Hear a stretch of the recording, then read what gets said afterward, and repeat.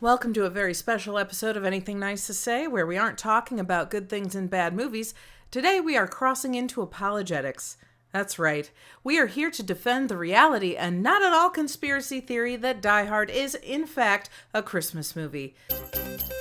That's how you get ants! What makes a Christmas movie?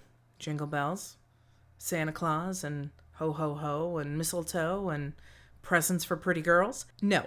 According to DuckDuckGo's AI, a Christmas movie features themes related to the holiday such as family, redemption, and the spirit of giving, often including scenes set during Christmas or involving Christmas traditions. Freeform's 25 Days of Christmas put Frozen and Frozen 2 in their lineup, and while I haven't seen the latter, I know that the original Frozen doesn't take place anytime during Christmas because they are unprepared for the sudden deep freeze.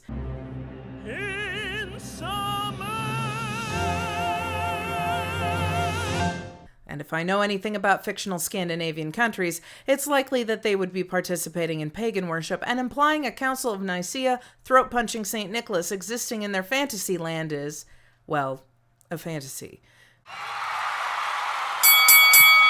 Granted, they did a short, literally titled A Frozen Christmas. Whatever. A talking snowman does not a Christmas movie make. Also, tangent, It's a Wonderful Life is more of a montage than a movie. Discuss that in the comments, anyone watching.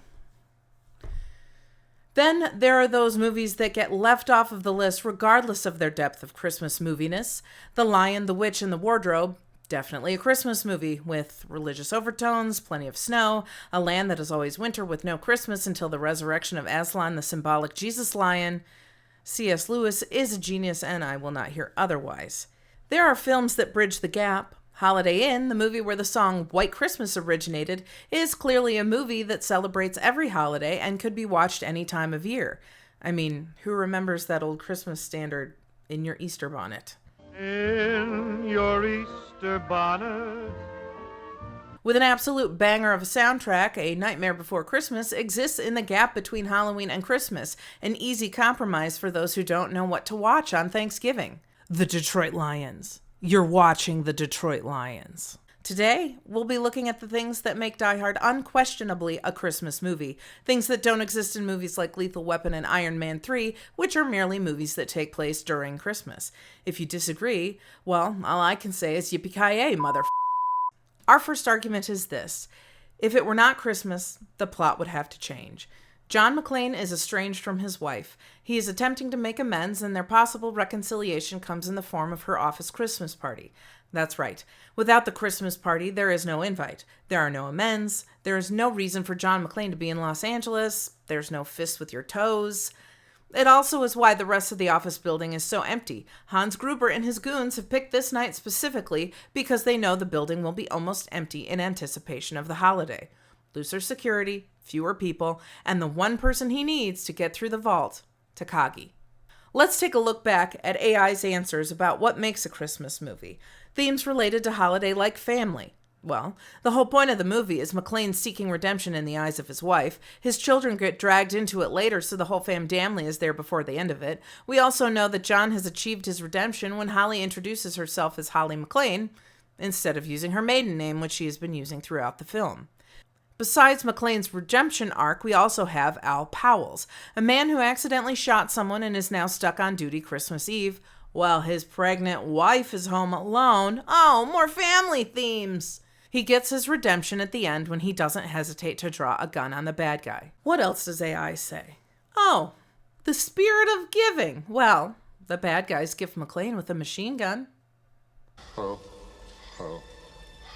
But seriously, the company gift that Holly McClane receives, a watch, turns out to be pivotal to the climax of the film. And when Hans's team opens the vault, it's as though they've received the greatest gift they could possibly imagine. Die Hard achieves a Christmas aesthetic by decorating the office with various holiday-themed items, Santas, Christmas trees. And when the whole thing is over, they simulate snow in Los Angeles with all the bonds the thieves were trying to steal.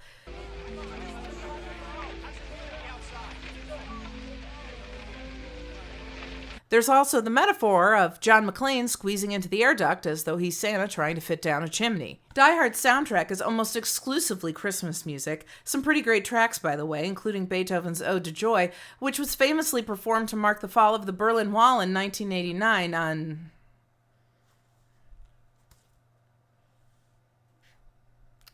Christmas Day.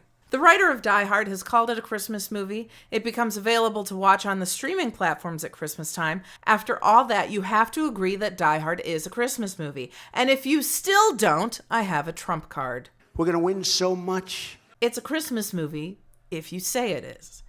My favorite things from the musical The Sound of Music is not a Christmas song. It's not a holiday song. There is nothing happening in the movie at the time the song is sung that suggests it is a Christmas song.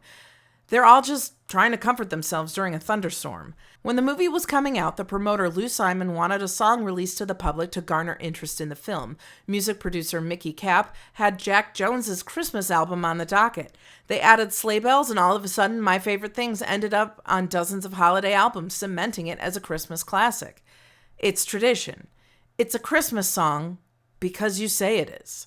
If you sit down every Christmas with your family and watch Frosty and Rudolph, if it's not Christmas until Tony Stark destroys his Hall of Armor, if you deck the halls while the T-Rex eats the lawyer, if you can't open presents until Hans Gruber falls off Nakatomi Tower, it's a Christmas movie. What makes something a Christmas movie, more than its content, is the nature of how the media is consumed. Whether you're basking in the warmth of kith and kin, baking cookies, or watching someone tear into the gift you spent 3 months trying to find, Christmas means something different to every individual, but the same thing. For unto you is born this day in the city of David a Savior, which is Christ the Lord. Merry Christmas. My favorite things from the musical The Sound of Blah. There are the films that bridge the gap. Holiday Inn, the movie where the song White Christmas originated, is clearly a movie that celebrates every holiday. You just want to be here for this? You okay with that? Okay. I guess he's part of the set now. The Detroit Lions.